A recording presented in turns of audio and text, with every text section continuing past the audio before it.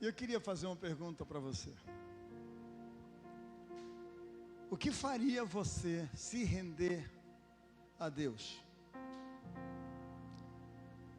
Vou melhorar.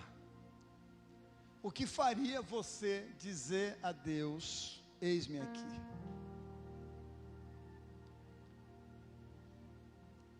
O que faria você dizer a Deus: eis-me aqui? Porque parece que às vezes nós estamos em um ambiente certo, e você está no ambiente certo. Está diante de Deus fazendo as promessas que você precisa. Então você não está só no ambiente certo, mas está diante de um Deus que pode dar tudo que você precisa. E tudo que você precisa é se render a esse Deus, mas parece ser tão difícil para você dizer: eis-me aqui. Parece ser tão difícil para você dizer: faz a tua vontade. E o grande desafio é: o que faria você dizer a Deus: eis-me aqui?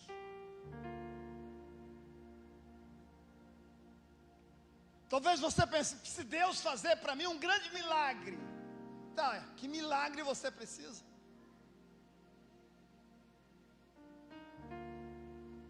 Não, se Deus abrir uma porta que eu estou precisando, tá?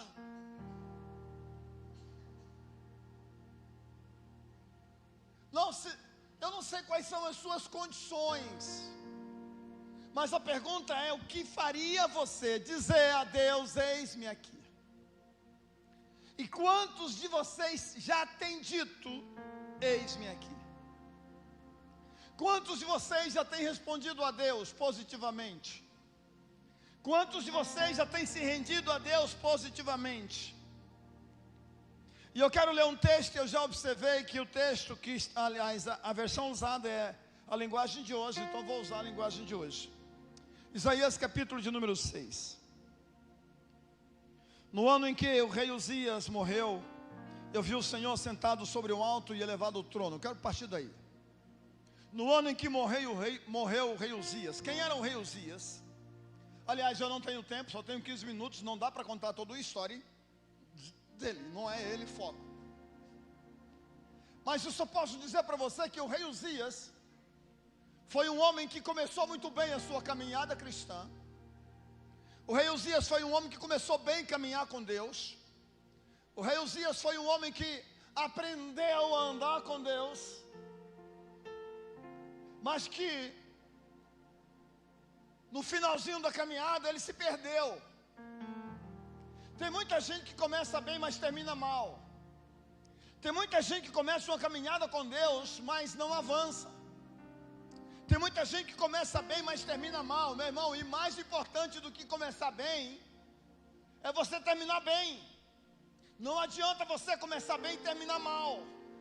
O rei Uzias morreu, e Isaías, que era o homem de Deus na época, o profeta de Deus na época, se destaca dizendo: no ano em que morreu o rei Uzias, era conhecido de Isaías. Isaías era profeta do seu tempo. Quantas vezes Deus usou Isaías para profetizar sobre a vida de Uzias? Mas no ano em que morreu o rei Uzias, essa expressão de morreu o rei Uzias, e a sensação que Uzias deixou não foi legal não. Uzias morreu leproso e mal, morreu doente e como um fracassado, porque começou bem, mas terminou mal. E é lógico que o profeta de Deus não se contenta em ver alguém começando bem e terminando mal, e ele sofre com isso. Como que pode, ou o que falta para alguém se render a Deus completamente, integralmente, incondicionalmente, dizer: Senhor, eis-me aqui, permanecer firme até o fim, começar bem, terminar bem, não fracassar no meio da jornada? É o nosso desafio.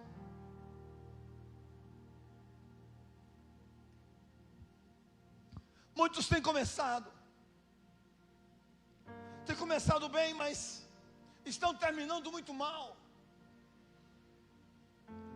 Mas essa não pode ser a sua história. Esse não pode ser o seu fim. Mas o texto diz que no ano em que morreu o rei Uzias, Isaías vai à presença de Deus, vai ao templo para orar. E ele tem uma experiência linda com Deus, marcante com Deus.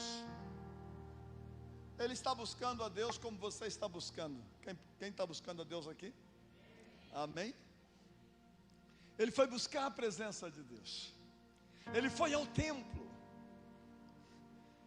Você está no ambiente da presença dele. Eu já falei aqui, você está no lugar certo. Você está diante de um Deus certo. Você está buscando talvez algo que eu realmente, eu como ser humano, como pastor, por melhor que possa me esforçar, talvez não possa dar a você, e você bem sabe disso, mas louvado seja Deus, eu não posso, bem como não posso suprir minhas próprias necessidades, e quantas eu não consigo, mas eu sei que nós estamos diante de um Deus que tudo pode. Estamos diante de um Deus que abre portas fechadas. Estamos diante de um Deus que pode operar milagres impossíveis a qualquer homem, a qualquer medicina, a qualquer situação. Deus pode romper, Deus pode abrir portas, Deus pode fazer aquilo que é impossível para você.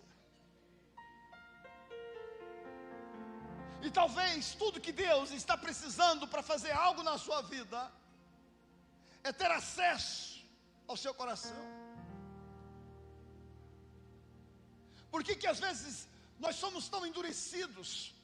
Por que às vezes nós somos tão resistentes à presença? Por que às vezes nós somos tão orgulhosos e não nos rendemos completamente a Deus e pedimos para que Ele venha fazer a vontade dEle na nossa vida? Quantas vezes você já tentou e deu errado? Não está na hora de você se voltar para Deus? Será que não está na hora de você se render? Será que não está na hora de você se entregar? Olha o que o texto diz. No ano em que morreu o rei Uzias, eu vi o Senhor assentado sobre um alto e elevado trono. O seu manto se estendia pelo templo inteiro. Oh, glória! O seu manto se estendia pelo templo inteiro. Meu irmão, a glória de Deus se estende nesse ambiente inteiro aqui. Ele vai até você, não importa o lugar que você está sentado, lá na galeria, ou seja, o último da fila. Não importa se você está aqui na frente ou está lá na porta, não importa, o manto dele enche toda a casa, todo o templo. O seu manto se estendia pelo templo inteiro, e em volta dele havia serafins. Cada um deles tinha 6 asas, com 2 cobriam o rosto, com 2 cobriam o corpo, e com outras 2 voavam. Ele tem uma experiência de céus abertos, ele vê a glória de Deus, ele vê a presença de Deus no ambiente, tomando conta do ambiente. Meu irmão, por pouco tempo, por um momento, nós já tivemos experiências aqui lindas de ver a manifestação da glória de Deus. Agora imagina uma visão aberta como essa de Isaías. A glória de Deus tomando conta do templo, o manto de Deus tomando conta de todo o templo. Querubim, serafim se apresentando diante de Deus. E ele tendo a visão aberta, seus olhos se abriram e ele começou a contemplar toda aquela visão. E o que esses serafins, o que eles diziam? Eles diziam em voz alta, uns para os outros. Meu irmão, presta atenção, era algo que eles cantavam uns para os outros, que eles falavam uns para os outros. É como eles estando interagindo entre si, diante da majestosa presença de Deus. Eles diziam: Santo, Santo, Santo é o Senhor Todo-Poderoso. A sua presença enche toda a terra. A sua presença enche o mundo inteiro. A vontade de Deus é vir com sua presença e fazer com que todo mundo se renda a essa presença, toda a terra se renda a essa presença, toda a terra reconheça que Ele é santo, toda a terra reconheça que Ele é Senhor, toda a terra reconheça que Ele é o único Deus, não há outro depois dEle, não há outro antes dEle.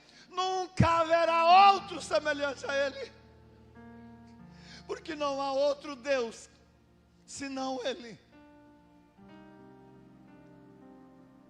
Santo, santo, santo é o Senhor dos exércitos. A sua glória envolve, alcança todos nós, a sua glória alcança toda a terra, sua glória alcança cada homem sedento, cada mulher sedento, meu irmão, nesse país, na nossa nação, por que não? Todo mundo, aonde tiver um coração sedento da sua presença, Ele vai.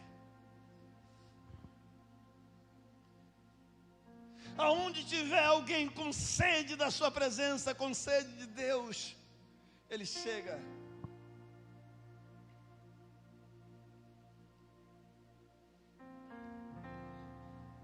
O barulho das suas vozes, o barulho das vozes dos serafins, versículo 4, fez tremer os alicerces do templo, que foi ficando cheio de fumaça, que foi ficando cheio da glória. Então eu disse: ai de mim, eu estou perdido, pois os meus lábios são impuros. Eu moro no meio de um povo que também tem lábios impuros. E com os meus próprios olhos eu vi o Rei, o Senhor Todo-Poderoso. Presta atenção nisso. Davi foi um profeta que foi levantado de Deus para combater o pecado. Davi foi um profeta levantado por Deus para proclamar a mensagem de arrependimento. Isaías foi um profeta levantado por Deus para anunciar a vinda do Messias. Um dos textos mais ricos dos profetas do Antigo Testamento a respeito do Messias que viria está em Isaías capítulo 53. Uma demonstração clara do Messias que viria.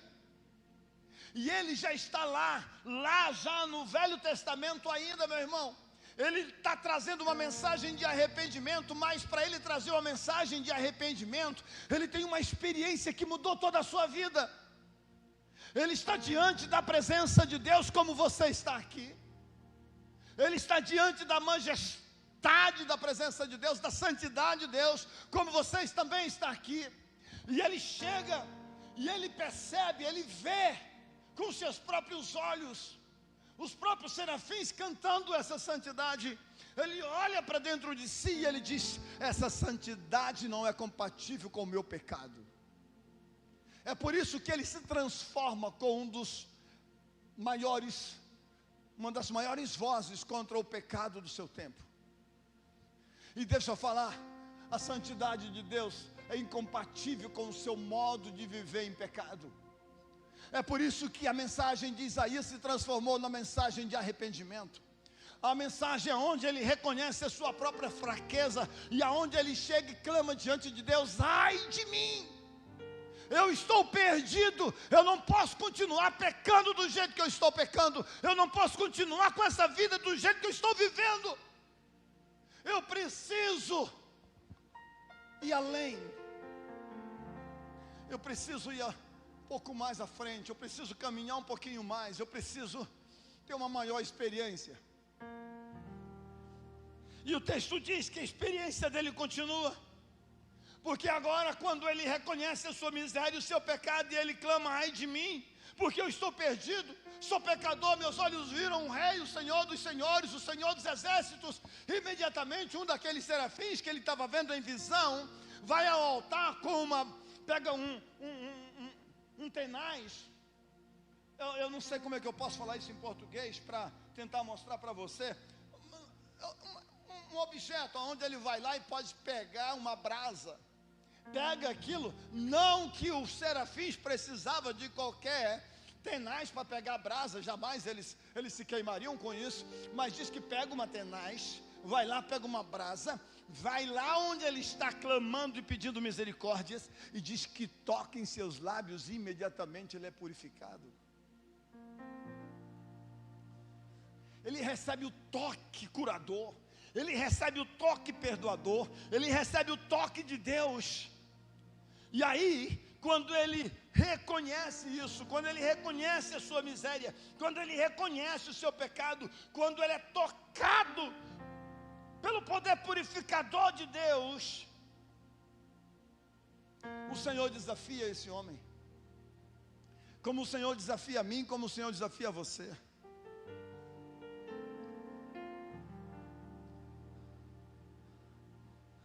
Deus fala para ele: nós temos uma missão, uma grande missão. Nós temos uma terra inteira que precisa conhecer a minha glória, o meu poder, a minha presença. Eu preciso de pessoas que estejam prontas, disponíveis. E aí ele chega e usa a verdadeira expressão que vem lá do coração.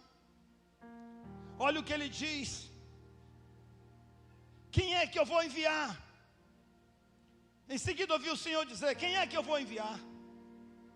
Quem será o meu mensageiro? Ou o nosso mensageiro? Porque a expressão nosso aqui é como se fosse uma trindade falando.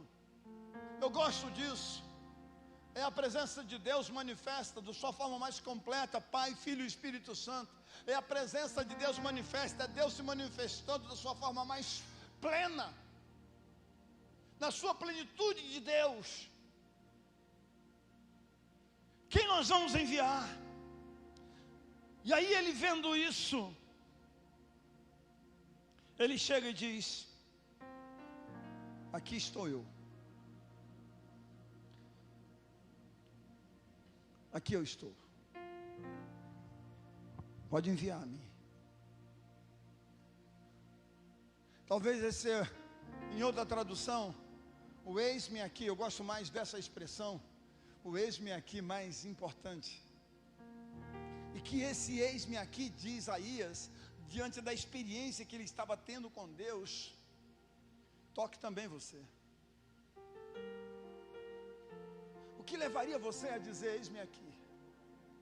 Talvez você possa dizer: se Deus abrisse a minha visão espiritual, se Deus me abrisse a visão espiritual e eu tivesse a oportunidade de ver também os serafins voando, se eu tivesse esse privilégio de ter a visão aberta e ver a glória de Deus manifesta, tomando conta do todo o ambiente, eu me derretiria com certeza, eu me renderia com certeza, eu me colocaria na presença de Deus com certeza. E deixa eu falar uma coisa aqui para você então, o que Jesus disse: você teve maior privilégio do que todos os patriarcas, você teve o maior privilégio do que todos os profetas do Antigo Testamento. Nenhum deles, por melhor que eles tenham sido, eles viveram o tempo que você está vivendo hoje, o tempo da presença do Espírito Santo. Ele está aqui, meu querido. Jesus falando para os seus discípulos, eles disse: ei, deixa eu falar uma coisa, muitos lá atrás desejaram viver o tempo que vocês estão vivendo aqui, mas não puderam. E deixa eu falar, muitos lá atrás desejaram viver a experiência que nós estamos vivendo aqui com o ministério do Espírito Santo e não viveram. Nós temos a presença do Espírito Santo presente aqui nesse ambiente. O que faria você dizer: eis-me aqui, para Deus? Ele está aqui. Talvez tudo que Deus queira que você faça hoje seja exatamente essa oração: Senhor, estou aqui.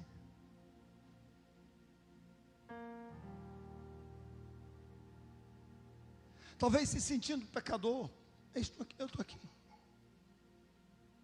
Talvez se sentindo fraco, impotente, até não merecedor da graça de Deus, mas você está aqui nesse ambiente da sua presença e você está dizendo: Senhor, eu estou aqui. Eis-me aqui. Fala comigo, muda a minha história, muda a minha vida. Eu estou aqui. Cumpre em mim tua vontade, cumpre em mim o teu propósito. Senhor, eu estou aqui. quero viver para ti. Senhor, eu quero ter uma experiência que mude tudo em mim. Eu estou aqui. Você pode fazer essa oração? Eis-me aqui. Ele pode realmente agir através de você. Ele pode realmente manifestar através de você. Bem, você está aqui na presença dele, você pode. 15 minutos só, eu pedi de você para tentar convencer você a dizer: a Deus, eis-me aqui. Eu não sei se fui suficiente, mas eu nem espero ser. Eu espero que ele seja o suficiente. Eu espero que ele, usando uma palavra só, possa mudar tudo em você, possa virar uma chave dentro de você. E você possa simplesmente dizer a Deus: Senhor, eis-me aqui.